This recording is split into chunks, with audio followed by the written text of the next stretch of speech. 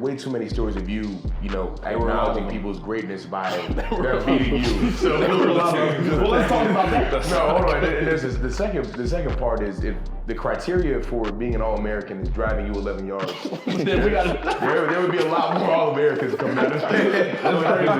That's crazy. 11 yards. Would you be an All-American? Probably not. I would probably got you 8 yards. Yeah, maybe 7.5. I'll give you 7.5. That's hey, the fans though, for real. You know, we're allowed to make fun of his, you know, football career and such like that. Y'all really can't because most of you never played at that level that Aeneas has practiced on and that was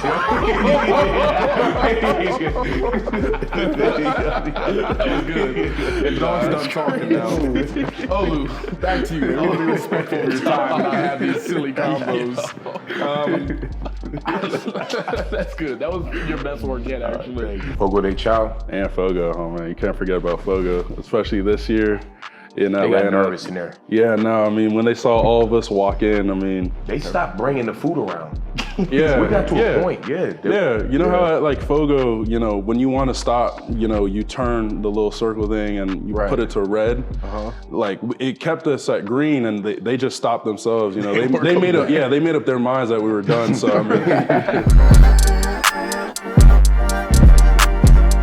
All right, everybody, big news coming out of the Lions Den podcast. We officially have our own merch that we're getting ready to put out. Make sure to go cop yours. Link is in the description below. These proceeds help us produce this podcast, bring on A-list guests, and these proceeds also help Penn State NIL as a whole. Go get yours and tag us on social media. We'll give you a shout out on the pod. Looking forward to seeing you wearing the Lions Den merch exclusively. You good? You good? You right? Ready? You all right? I'm ready. Jerry, you're bringing us in. What's up, y'all? Welcome back to another episode of the Lions Den podcast. This time we're in Atlanta with my guy Olu, co-host Nick Dawkins and Aeneas Hawkins. Let's get it. Oh yeah, let's get it. Absolutely. How has Atlanta been treating y'all, man? Has it been good a week? I mean, bowl trip, like you don't really get to fully see the city because like it's still a business trip at the end of the day. Like we're still here to play in the Peach Bowl. But we did today. We were able to go to Lenox, like the mall and everything like that, and we got to see the MLK Center. That was pretty cool.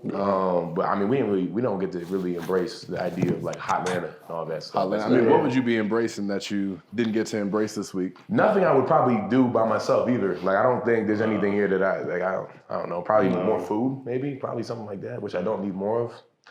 Yeah, probably that's it. Yeah. I don't know, Jerry? Yeah, I'd say for me, just food. I haven't really got a chance to go see about the food here. I went to this one place, ST Kes's Steakhouse. It was pretty good.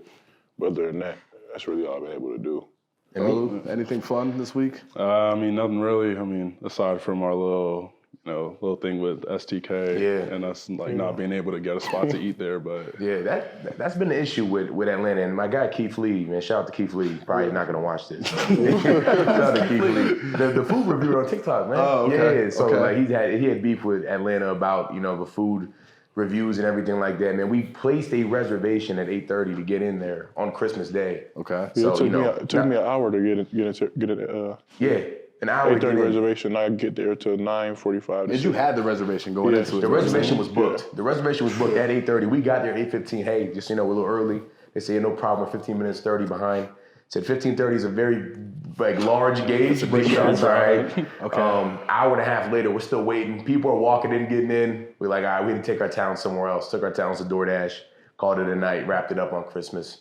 Yeah. Not the best one, no. I'll tell you what, we stopped by the team hotel today. Been to a lot of hotels, have not seen one that ridiculous. I'm talking about straight up. It was like almost trippy looking straight up at that ceiling in there. I don't like that, man. It's way too big. I'm not a fan of heights, man. Yeah. Speaking of heights, you guys had a scenario with the elevator this week. Can we get into that a little bit? What happened there? It was Olu. Yeah. I mean, it was me and Jerry. It was me, Jerry, and about like 6 other of our teammates. We all got into the elevator, pressed the floor to go get on it, and it just closed and nothing was working. The open button didn't work. The close button didn't work. Nothing worked, and we were just stuck in there for 30 minutes. Started getting hot in there. Windows foggy, getting steamy. I took my shirt off, I'm not gonna lie. Yeah. You took your shirt off in the elevator. That's how long you were in there. Yeah, it's not good. They had to call a firefighter to prop open the door and get us out. So that was terrible. Yeah. Terrible experience. You were having a great time with it. posting it all over the place. Yeah, man. I think some people say other people's pain is other people's laughter, and at the end of the day, it wasn't that funny. But because they got out good, it was all good and everything like that. But if they didn't, maybe it would have been a problem if I would have posted it. Would you say in situations like that, everybody can talk about who they are when their back's against the wall. I fight. You saw in real action what happens when the going gets tough. Mm-hmm. Guys are folding in the elevator. Right. Guys are taking their phone. I'll be honest, like Jerry and I were pretty calm. It was like golden. Yeah. Like you can't be in a crisis situation with that guy. With golden too. That guy, he will fold. Or at least in that situation, if it was any serious, maybe he'd grow up. But maybe he'll grow up. Aside from that, he, it's not his best performance. But yeah. So what does it look like when Golden gets to tripping in the elevator in minute 30? How does that look? I can't even describe it. I mean, for instance, we're trapped in an elevator, closed space and everything. Obviously, if you're talking, the air is going to get hotter. So I kept telling everyone, stop talking. And Golden would not stop talking. He was in crisis mode. He started jumping around at some point. Yeah. Jumping around. He was jumping around. Mm-hmm. Yeah. Bro, Golden was jumping around, yelling, screaming for help and stuff, right in the help. I'm like, yo, I said, Golden, you gotta relax. Mm-hmm. And they just made everything hotter. The windows were so wet that they started dripping sweat. The windows were sweat. I was like, bro. And that's a PSA for Golden Chumba. If you're watching this, man, maintain your composure. Lock in, Golden. Remember your training. We always talk about it. Trust your training. You don't rise to the level of occasion. You sink down to your training. Lock in. When the going gets tough, who are you? It was revealed. You've given 6 quotes in 20 seconds. Of work right there. I'm not gonna lie. I want to get right into your career, Olu. You're a special case to me because I was there when you came in as a young guy. Obviously, you were very impressive from day one, but you were a young guy. And I got an anecdotal story here, and I thought about this as I was preparing for this podcast. You may not know this, but you and another buddy, Landon Tangwall, who, for those back home watching, would have been an NFL guy if he continued to play football and was healthy. You guys double teamed me one day on a Wednesday. You guys came in, checked into the practice as an 18-year-old freshman. Walked onto the field, saw me in a 3 technique, and both started laughing. It was hilarious. Let me finish. No. Don't start. You'll get your turn. They started laughing. I'm 22, okay? I'm frustrated. I'm like, I don't know who these kids are playing with, but I'm about to make real orange juice out these kids. They double teamed me. When I tell you, you guys took me 11 yards, laughing the whole time, and then stopped. I jogged to the sideline. I slammed my helmet 3 times, so much so that Journey Brown has to come over and console me and tell me it's going to be okay. I knew that day that I was done playing football at the end of the season. You and Landon Tangwall did that. Listen, honestly, I do not remember it going like that. I don't remember visibly looking at you and the side of you brought me to laughter. You're literally doing what you did 3 years ago as we speak, by the way. Listen, but if that happened, emphasis on if, I apologize. But again, I don't remember it happening like that. At 22 years old, when that happens to you, do you still view yourself as a leader in the locker room? What do you think? That was the thing. That's why I started slamming the helmet. I'm like, how many people just saw these 12-year-olds manhandle me on this field? This is before Olu Fashanu was Olu Fashanu. So I found out actually early, I feel like I was one of the first people to figure out, okay, Olu's got a bright future here as a tackle. He can do some good things, man. Because he drove you 11 yards.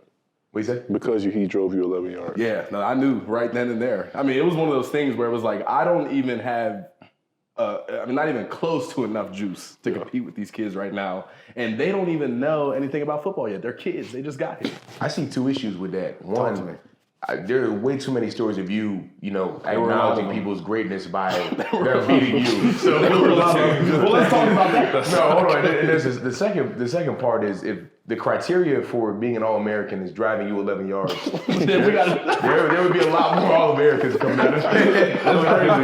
That's crazy. 11 yards. Would you be an All-American?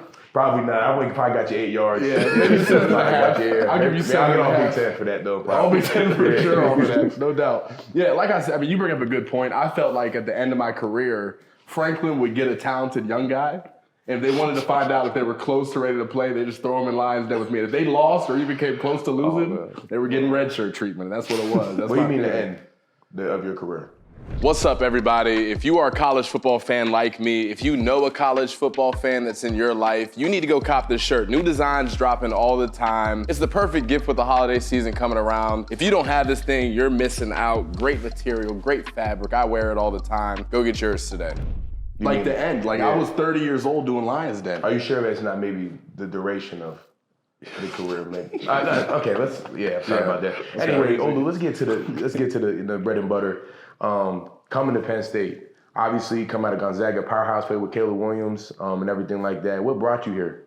Yeah, I mean, coming to Penn State, it was really just a decision between obviously Penn State, Michigan, Ohio State, and the thing that that Penn State separated themselves from the other two is that, location-wise, it's only like 3.5 hours from my house. And, every time I visited Penn State, it was always a good time.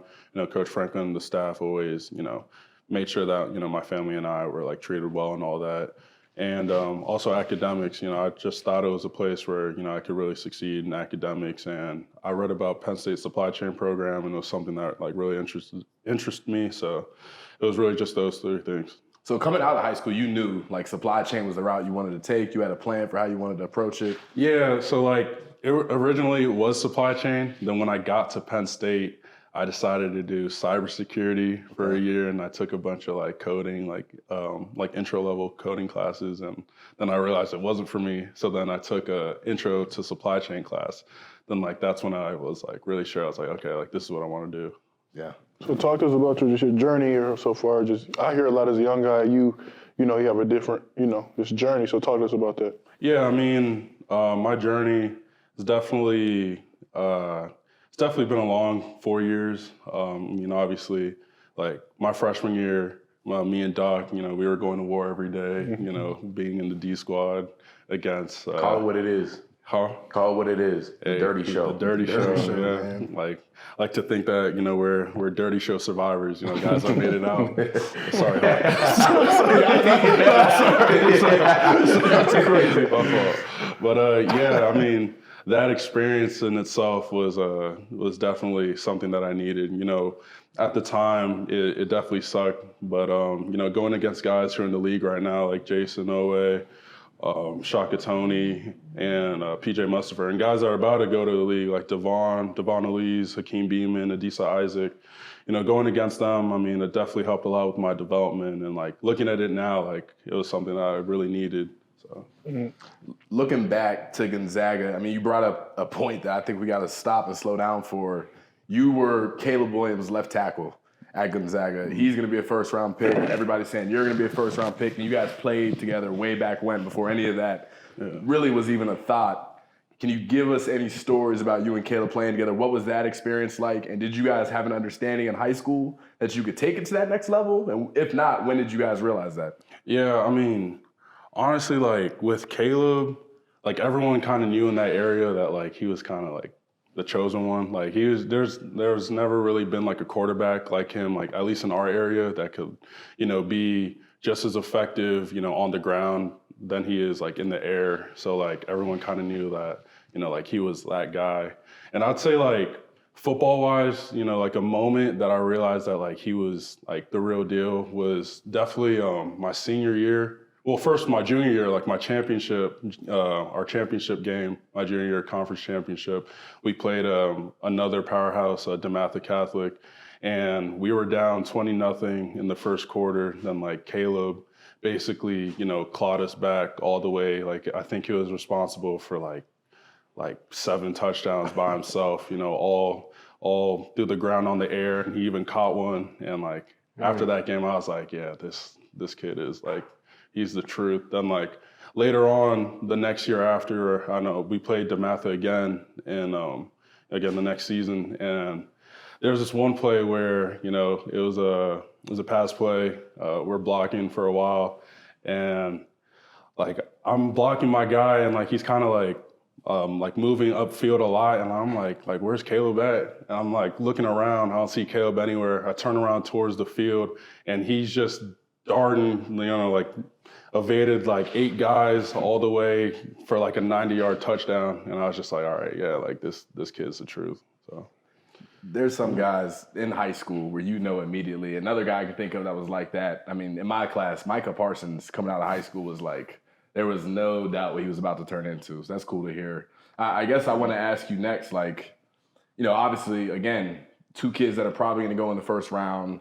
Is that something that you two have discussed, like that moment where you guys both make it there? Is that something that's going to be special for you guys? What's that look like? Yeah, I mean, we talk about it from time to time. Like, we check up on each other probably like, you know, like once every few weeks, just, you know, checking in on each other. And, you know, we've definitely talked about it a little bit, but honestly, like, I'm not like really too worried about that right now, but it is definitely like something cool to, you know, look at for sure. Yeah, I mean, you're a guy, obviously, like, I have tons of respect for you. Like, we came in together and, you know, like, it feels like we've, like, built up this culture in the offensive line room, and obviously you come in, you bring your lunch pail every day, man, put the work in that other people aren't willing to work, willing to do, I mean, and it shows. But, you know, did you foresee all this happening? Like, I know it's tough, like, people always ask, ask me or ask, you know, people around you, instead of asking you directly, like, did you all know, like, oh, it's going to be like this? And, like, I guess the easiest thing is, like, no, but it doesn't surprise us because of your work ethic and everything. So did you foresee, like, everything that's going on with your life now happening? No, absolutely not. I mean, when I came to Penn State, like, I didn't really know, like, how it was going to go, but, like my only mentality at that point, you know, as a freshman, like, I just knew that, like, the only absolute was that I was going to graduate. You know, like, I wasn't really like too concerned that much about like how my future in football was going to be. But, you know, as time went on, and, you know, after my first game that I started in the Outback Bowl, you know, I played like decently in that game. And like, I knew, I was like, okay, if I keep working, if I keep doing the things I'm supposed to do, then, you know, maybe there's a shot at this, you know, NFL thing. So. Yeah. And what's your advice to, like, young offensive linemen? I guess just young players in general who, you know, maybe they're down themselves as they come in, like, they're not getting the results that they want. You know, how do they stay the course? How do they stay the process, like how you did? Yeah, I mean, it's all just about, you know, discipline, you know, being the same person day in and day out, and, you know, never faltering, you know, no matter what's happened. I mean, as I said earlier, you know, I've been at the lowest of the lows, you know, redshirt as a freshman on the developmental squad, you know, having to do all them 6 a.m. lifts. And, you know, I think at that time, the biggest thing that, you know, really pulled me through it was y'all, you know, just all of us, you know, going through that struggle together. And I think when you look at it and you realize that, you know, we're all going through it together, you know, kind of makes you stronger, and it makes you, you know, makes you able to, you know, go through these struggles, you know, get through all the bad days. You said that when you got to Penn State, the one thing you knew was you were going to leave with a degree. You were going to graduate.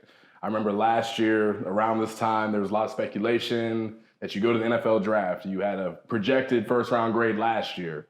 My question to you is, was there even any consideration to leave, knowing your background, knowing that your parents were serious about your academics, you were serious about your academics? What did that look like? Yeah, I mean, like, to make a long story short, like, there wasn't, like, I didn't really think about it too much. Like, it wasn't that much of a conversation. I mean, I've always known that, you know, since I was a freshman, like, I was always going to be in 4 years and done. So when the conversations of, you know, myself leaving after 3 years came about, like, I talked to my parents about it, and, like, we all kind of knew that I was going to come back for another year anyways. Obviously, like, there's always going to be a risk of injury.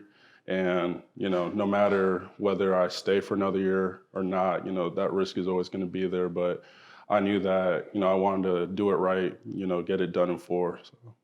Yeah. But he's not joking either, because I remember, like, I feel like nobody thinks about their future more than a guy who just had a bad practice. Like, after a bad practice, you're sitting there, like, cutting the tape off your ankles. Like, what am I going to do when football's done? Like, what if this ends now? Like, am I mad? Am I happy? Like, what am I going to do?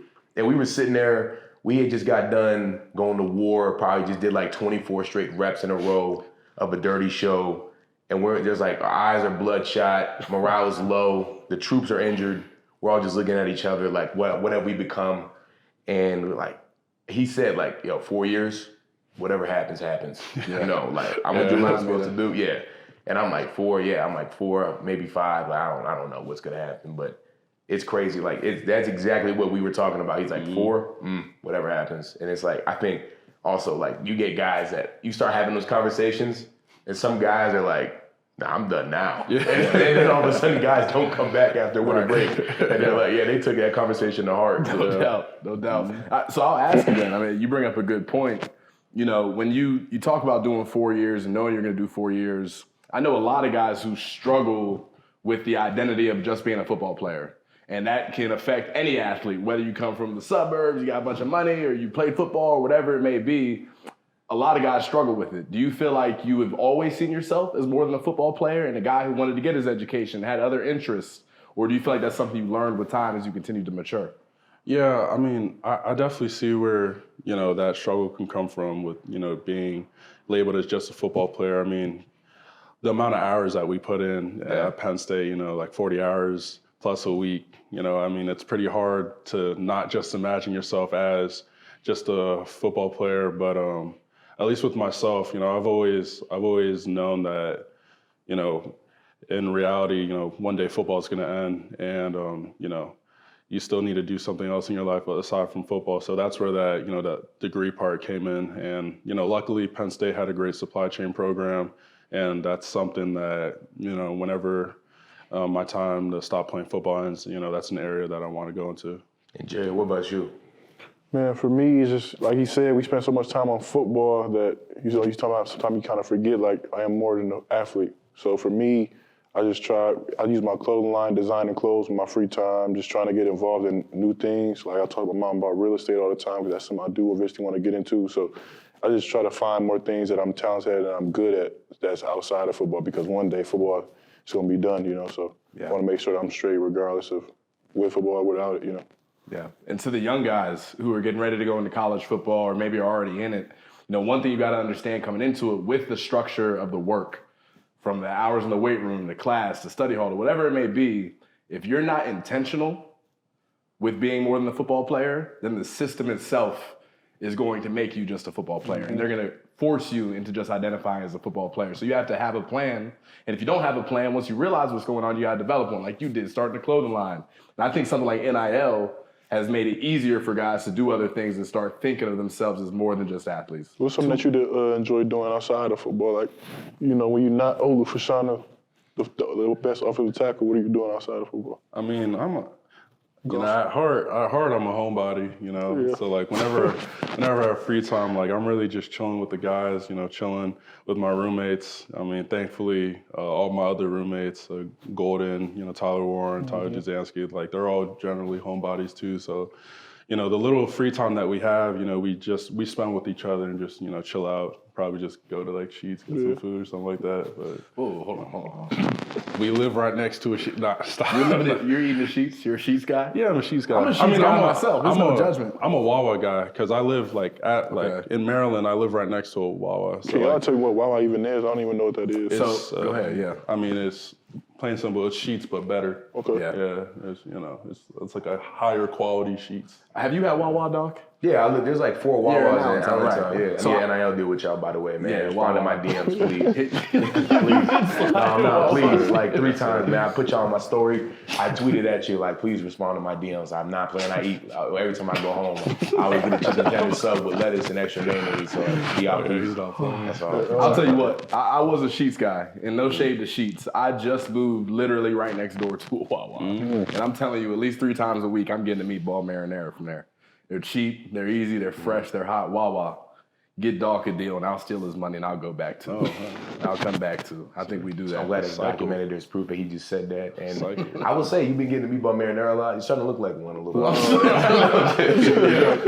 That's good. That's good. Young Doc with the jokes as always. Olu said a good point though. You know, he said, you know, he's naturally a homebody, and you know, when he gets free time, he likes to spend it with his guys or just doing nothing. I mean, the high schoolers out there right now that, you know, they want to be in his position, or want to be Division I, or want to, you know, just strive your goals. Man, enjoy doing nothing from time to time, especially if you get to this level. Man, some of our best times are doing nothing. Literally, just being at the house, hanging out with the guys, going out to eat like we always allude to, going to get something to eat with the guys and everything. And enjoy doing nothing. Like, I remember in high school having like a day where I literally did not probably leave my room. And that was probably one of the best days ever. And that now, thinking back on it, it still is the best day ever. Because now, every day, you get told where to be at, what to be wearing, how to do it, what you should be doing, when to speak, when not to speak, when you can use the restroom, all that stuff, man. Like, you have to you have to love this. But what we do now, you either have to love the process, love the game, or love what the game can do for you. Yeah. That's how it gets broken down. Like, that's why some guys falter, some guys don't, persevere in the sport, is because they don't love the game or they don't love the process. Really, that's me, I love the process. I love grinding. Like, I love the idea. Like, I almost feel nothing if I don't have purpose. It gives me purpose, like working hard for something. And, some guys, the guys that love what the game can do for you and that's all they love about it, that tends to show and later on when they're trying to get to what they're trying to get to. For sure. And even if for whatever reason you love the game, Bryce Effner actually described college football this way, and I thought it was a great way to do it.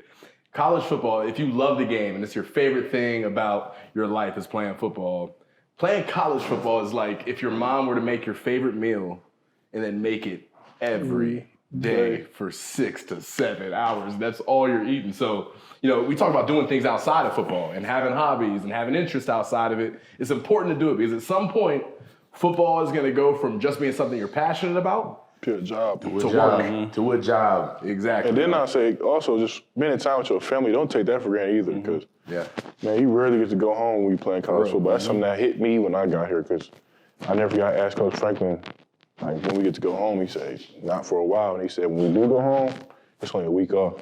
Yep. So really cherish your time with your family because you're going to get a lot of it when you get to the level.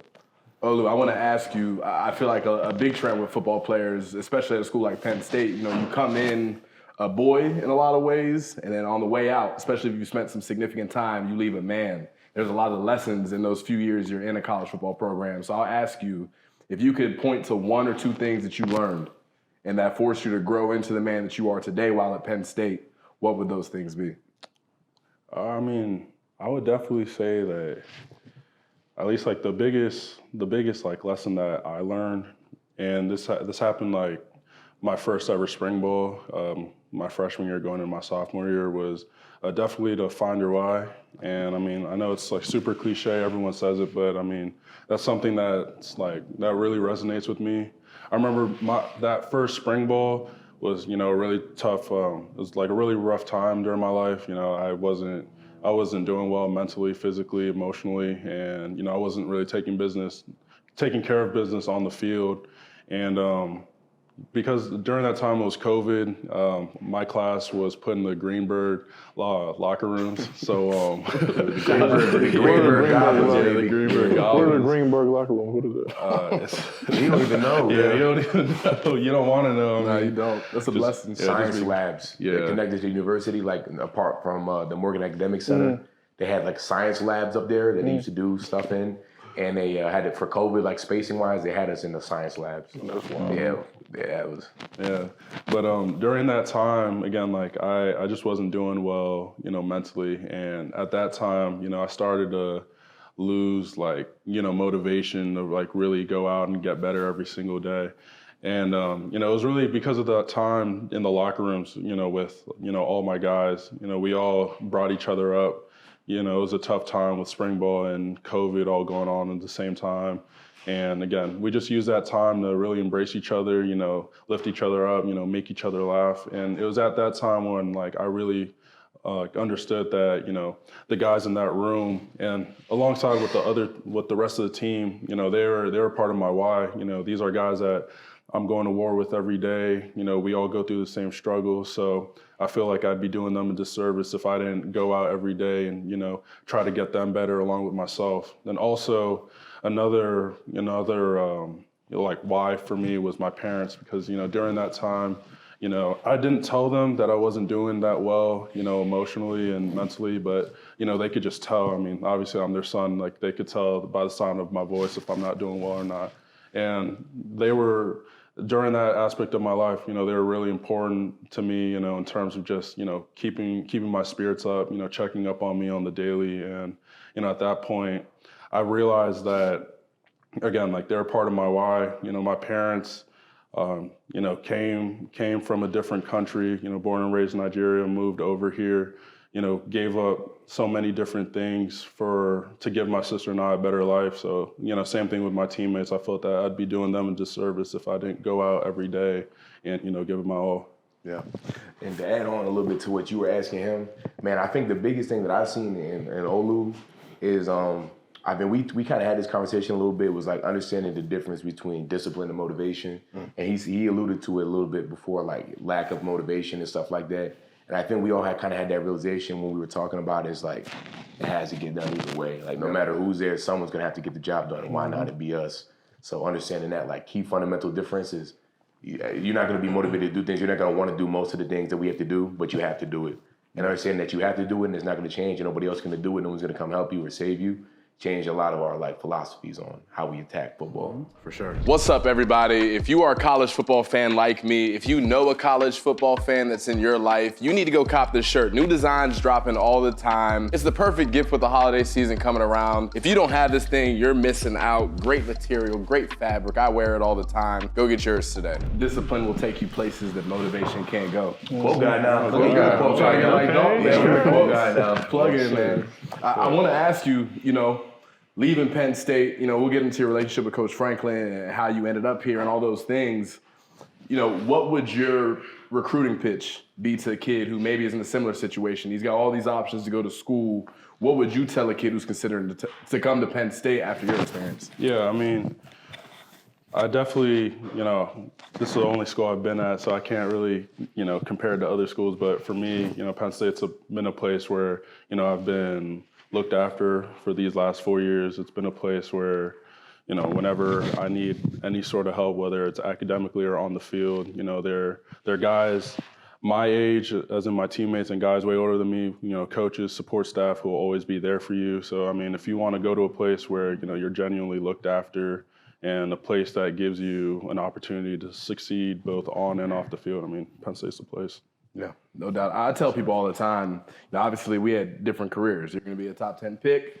I was top 10 all the time on the Penn State scout team, right? So I never panned out as a player. That's crazy. But it's crazy, but it's real. My point is, I didn't pan out as a player, and there were a lot of places I could have gone. But when my athletic career went off the rails, there was never a single point in time where Coach Franklin, anybody on the staff or in the Penn State football program, period, excluded me or didn't help me continue to elevate and do other things. And that's one of the things about Penn State that is special to me. It's truly family, especially if you're a kid who will come in, you'll work hard, you'll treat people the right way, and handle your business. They'll take care of you the same way. Are you putting yourself top 10 D squad? All time? Yeah. Who you got? Who you got 9 This more? is the thing, you're on that list because of the duration of time that you were on there. No, Cap. Yeah, that's like I that's like putting ask, Shane Battier on a list. Shane Battier? You're the Shane Battier. I'm not the Shane Battier. Yeah. If anything, absolutely. I'm Udonis Haslam. Tough guy, gonna show up and go to work. Because he's respected in this program like a lot. That's crazy. Was that top 10 due to ability or inability? Yeah, right. Well, I mean, to some degree, inability if you're down there, right? For as long as I was, but at the same time, the raw grit and sneaky athleticism that would show up every now and then. I mean, I'm not a 2-time D Squad Player of the Year for nothing. It's not for nothing. Well, the thing is, some of those guys that get those awards, they came in from the bottom. Right. There's some came in from the top. There's some, Sneaky athleticism is you didn't expect it. You were the highest rated guy in your class coming in. You were one of the top guys. Weren't you the number 1 D tackle in Ohio? I was. Okay, so what's sneaky about that athleticism? That's expected. So Olu, I want to ask you. There are a lot of guys, I did it. A lot of guys I played with did it. Dawk, you do it. Okay. Where you study an NFL guy at your position. And you're watching their tape, and you're, obviously learning from them and taking notes from them. Are there any tackles at the next level that, as a young player, you try to model your game after or learn from? Yeah, I mean, every tackle has to say Trent Williams. That's the prototype. But to be honest, I don't watch too much of his film because he's an anomaly. I mean, the stuff he does, literally no one else can really pull off. So I kind of just watch him for entertainment. I don't really try to take anything from his game because that'd just be a false cause, a bad cause. Right. But aside from him, guys like Andrew Thomas, Penn Sewell, Lane Johnson, I watch all those guys all the time, and I try to not really like replicate it in my game, but I just try to like take little things that I see on the field and like try to put it into what I do. Yeah, real quick on that. This will be my last story for the podcast. Okay. You talk about anomalies and watching guys who were just so different, right? So I'm in the D-line room in 2019, and I'm sitting there and I'm watching Aaron Donald film. The only similarity, hear me, the only similarity between myself and Aaron Donald. Your name starts with A? Our names start with A, and we're both under 6'2", okay? That is the only thing. The D-line coach, Sean Spencer, at the time walks in. He turns off the computer. He says, "You're wasting your time. You need to watch something else," and walks crazy. back out. So, talk about study. He was right. I was watching him play, and I'm like, man, I can't do none of this. I don't know what we're doing here. So he saved me some time. Cross, do you have a tight end that you watch where you feel like you can replicate some of those things? I really love looking at Darren Waller. Yeah. Similar type of games that we play. Also, George Kittle, too. Like, I like watching him. Just because he's like good at everything, blocking, catching, running around, rack. But for sure, like Darren Waller for the number one school. Yeah, Doc, who's your bro? Marquise Pouncey, 5'3", Pittsburgh, tatted up, light skinned cat. Come on, man, got to. I'm a big Marquise Pouncey. That guy really reignited my love for the game. That one day That's no cap. That's no cap. Doc, I remember coming down to the yards of Old State multiple times and seeing you watch Marquise Pouncey tape on the film. Visualize it, man. See yourself in them situations. I watch him play. I'm like, man, I can play like that. Like, I really can play like that. Like, he really is like, you know what I mean? And added, not just watching football tape and film, you even study the Lions Den podcast. You've been watching. After some episodes, he calls me up. He lets me know his thoughts. You've been checking it out. Mm-hmm. His thoughts. Right. Tell me your favorite episode. So, my favorite episode would have been with Tyler Warren, right?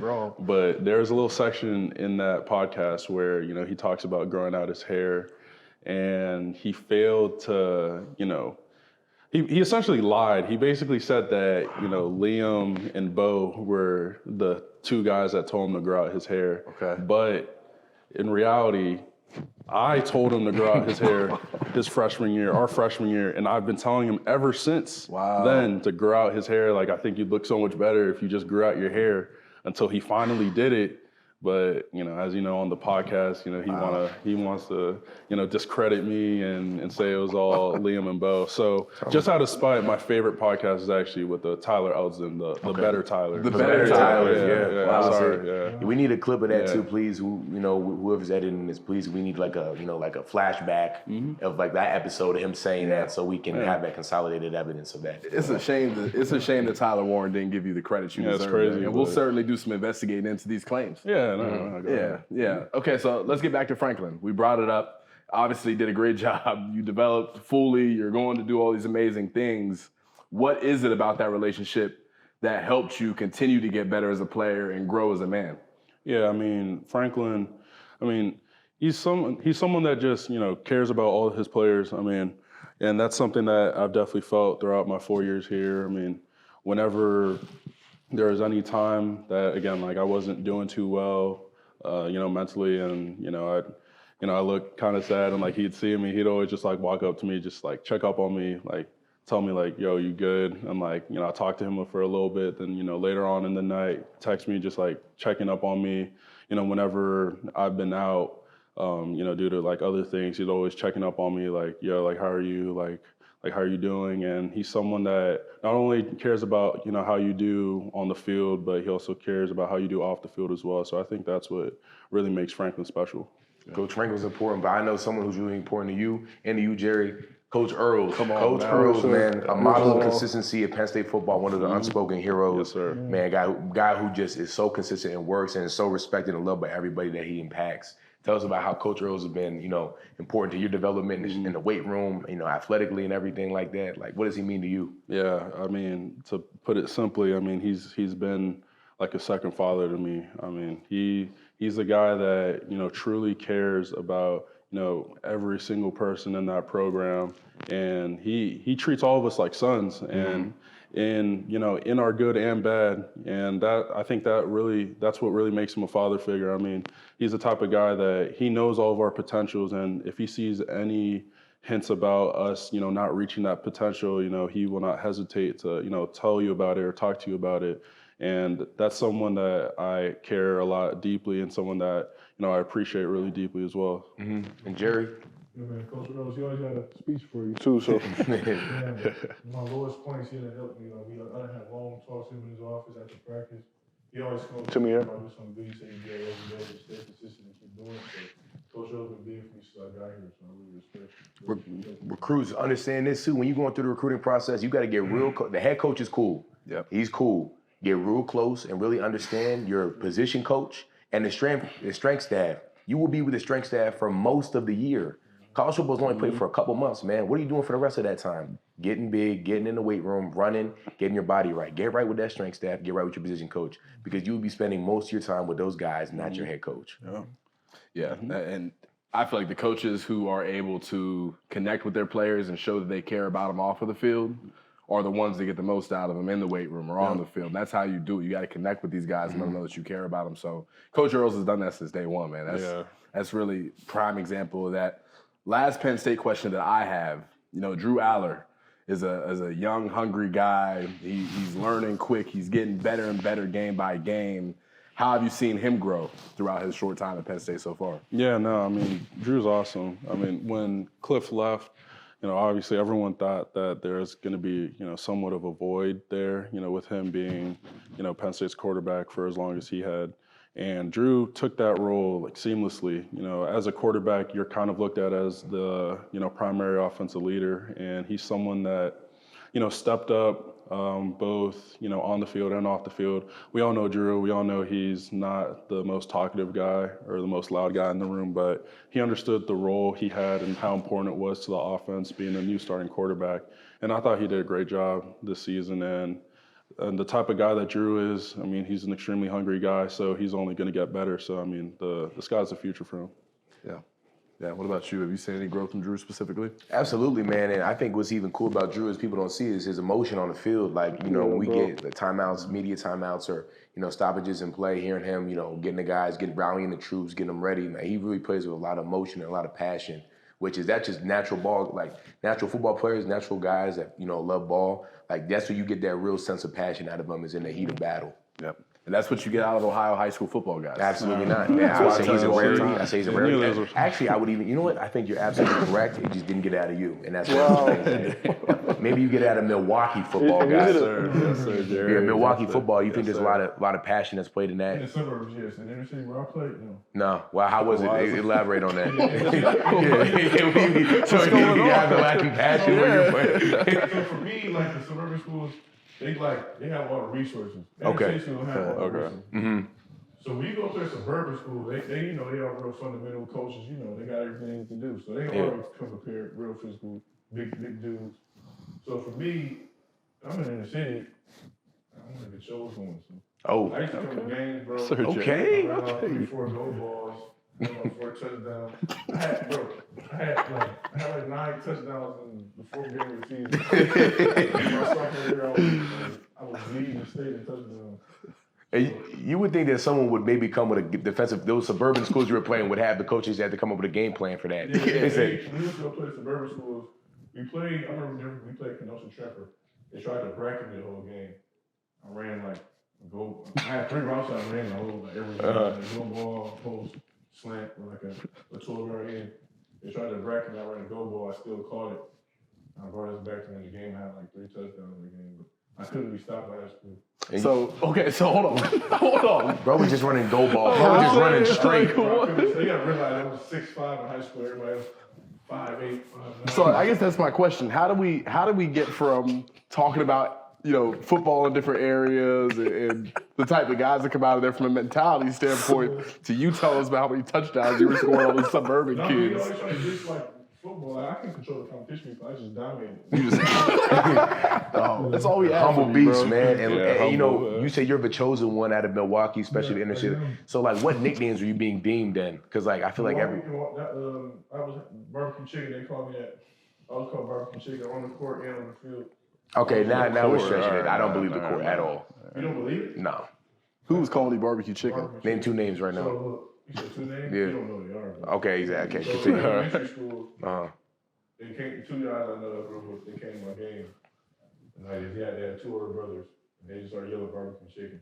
In elementary school. In like elementary, like what is this? Like 5th, 6th grade? That's middle school, elementary. Yeah, something like that. Yeah, whatever, man. Okay, Yeah. It tried with me in high school. I remember, I'll never forget, we playing a rival game in high school against Riverside. So the gate like right by the track and the field. So I'm in the huddle right now. I look back and I see like the dudes at the other school like, hey man, we got money, come on, I can't barbecue chicken. I didn't even know. So you're saying from the other school, they were even calling you. They were giving you barbecue chicken from the rivals. So you were that dominant that you had rivals giving you titles and nicknames, endearing nicknames. Yeah, it was weird because my cousin went to that school too, so I kind of knew people on that team at that school. But yeah, I had a couple barbecue. What were they calling you?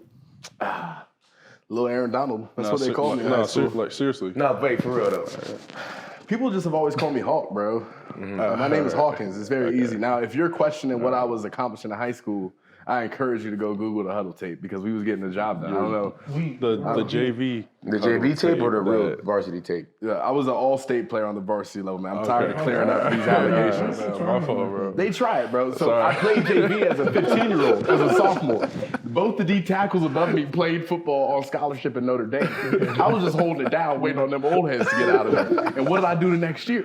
You know what I'm saying? Let's kill the JV narrative, man. And honestly, the JV team I played on had 4 professional athletes on it. So what are we talking about? We'd have beat most kids' varsity teams. You know what I'm saying? So that's all I got to say on that. That's hey, the fans though, for real. You know, we're allowed to make fun of his, football career and such like that. But y'all really can't because most of you never played at that level that Aeneas has practiced on and That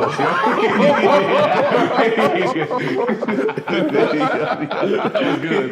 And Dog's done talking now. Olu, back to you. Man. We want to be respectful of your time. Not have these silly combos. That's good. That was your best work yet, actually. Oh my God. Heading into the NFL, your time at Penn State wrapping up, right? Yeah. First of all, are you in your feels about leaving Penn State, a place that you've competed at, grown at for 4 years? Are you feeling the emotions as you head out of here? I mean, yeah, I am. I mean, thinking about it now, just thinking about like the last 4 years and like all that, I've been through with, all you guys. I mean, it is a little emotional. I know definitely when I graduated, I was feeling it a little bit because after graduation, they opened up the fields and, I just like took a little walk like around, super cliche, but I just took a little walk around and I was just like, dang, like it's all coming to a close. Like this is really it. But yeah, I definitely did get pretty emotional about it. Yeah, man. What's been your most memorable experience? Most memorable experience? At least from the bowl games. Like bowl games? What's one thing you taken away from like our bowl games together? I think what I'm about to say. Them Cheesecake Factory. Whenever we go to Cheesecake Factory, it's always a special time.